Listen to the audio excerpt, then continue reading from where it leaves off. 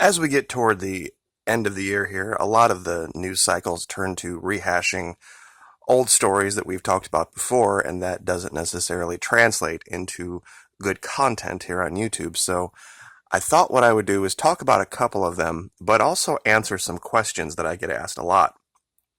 I don't answer those questions basically because they are usually designed to detract from the topic at hand and get me off into some kind of a personal tangent. But given we have the opportunity to today, I think I will just go ahead and answer those. A lot of people have asked me, well, if you don't like the way the current leadership is handling this issue with the border, what would you do? Well, I've mentioned this before, but I'll mention it again. I was an Army Spanish linguist. And in that job, in that role, you are very limited to what you do in the military. And the vast majority of my time was spent south of our border, so I know a little bit about this. Now, it's been a very long time. It wasn't near the problem then than it is now, but it was still a problem.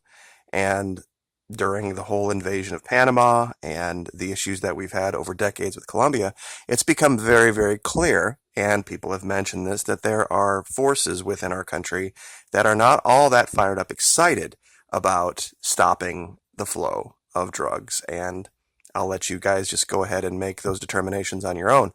But one policy I think that would work very, very well would be make the Gulf of Mexico a no-fly zone, period. Now, I know you people are like, wait a minute, how could we possibly do that? We could.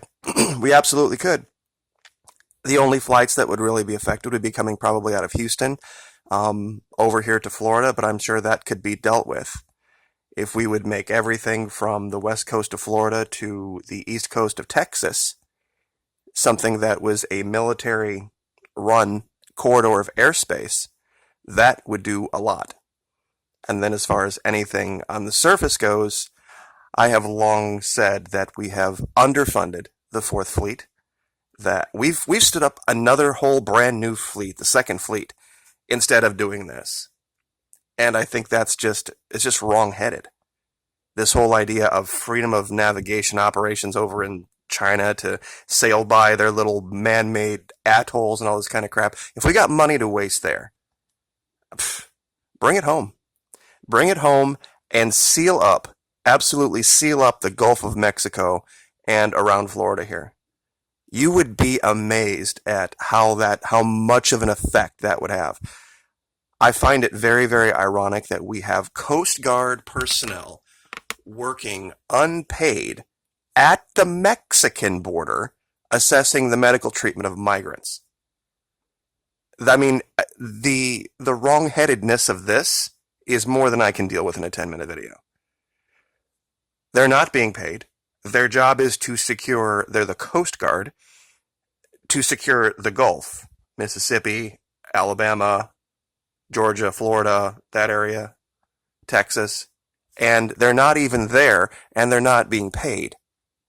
On top of that, and the issues with the Fourth Fleet, the fleet of the Navy that is assigned to protect this part of the world, is woefully, woefully underfunded. They don't have really any offensive assets at all to speak of. They rely on the Coast Guard exclusively for those types of things, and they do absolute yeoman's work for what they have.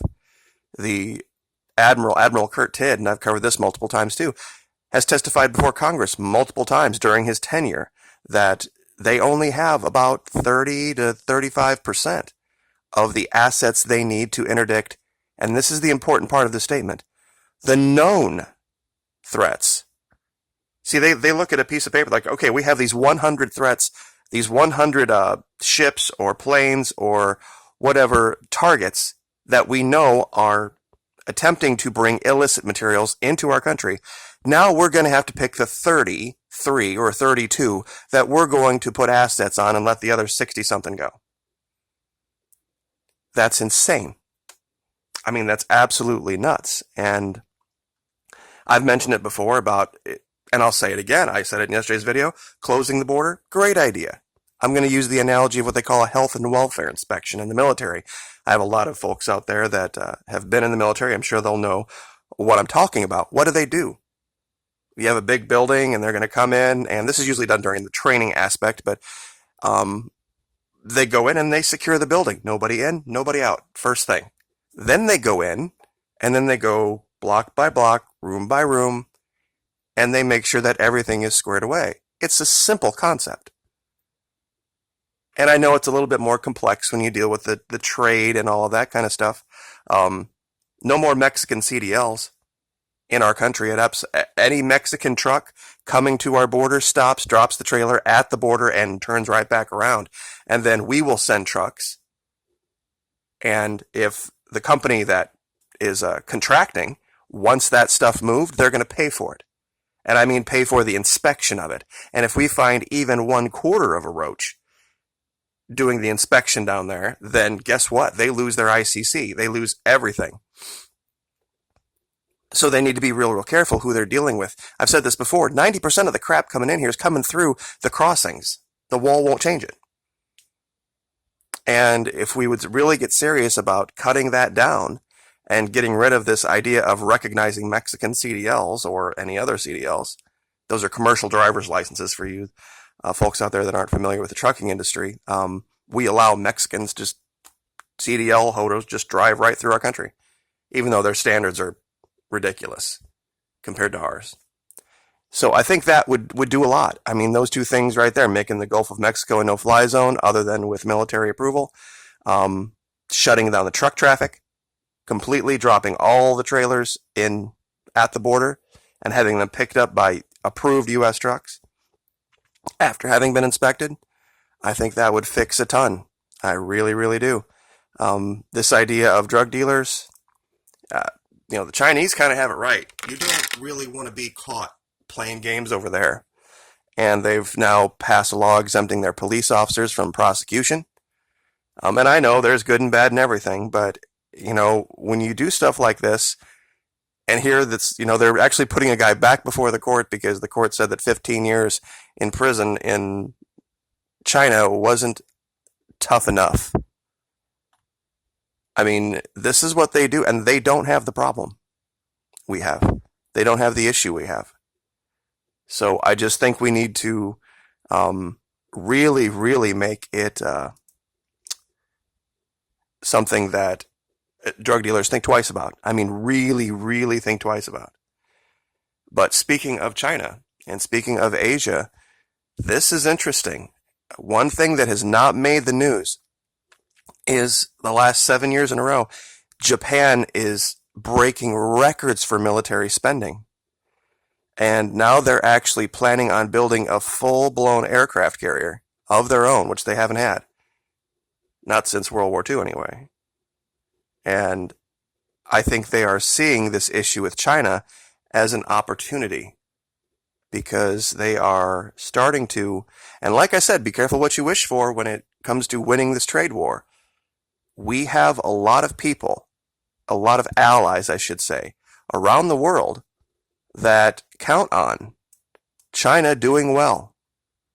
And while us punishing them, or us, trying to strong arm our way into a deal with them might work out short term politically for the current administration, the long term effects of that if they have to find the money somewhere else, they're going to punish our allies. And the allies will then turn around and punish us. One of the big ones is Australia. As goes China, so goes Australia. They're like their primary trading partner. And if they were to go south, Australia would go south. Pardon the pun, I guess. But there's just a lot of things going on around the world that I don't think people are looking at the secondary and third level effects and the long-term effects of this. The idea of, I get the basic concept of, yes, let's pile a bunch of 20-foot tall bricks out in the middle of the desert, meaning your wall. And we're going to see that that's going to fix things. It's 10 years in the making, even if we were to start today, which means that after the current administration leaves office in, at best, 6 years, a new administration would come in and just stop it. They would. They would, I guarantee, because the next swing, because every 8 years we swing from one side to the other, is going to come in and stop it. They'll issue an executive order stopping all building, and it'll all be wasted money anyway. That's kind of the reason that sometimes countries have a hard time dealing with us these days, is because, we lurch 8 years this way, 8 years that way, 8 years this way, 8 years that way. And that's been true since Reagan and Carter and way back 30, 40 years. So, anyway, just wanted to put that out there and see what you guys thought of it. I think it would work. I really, really do. Making the Gulf of Mexico a no fly zone. So, anyway, you guys have a great weekend and we'll talk to you next time. Thanks.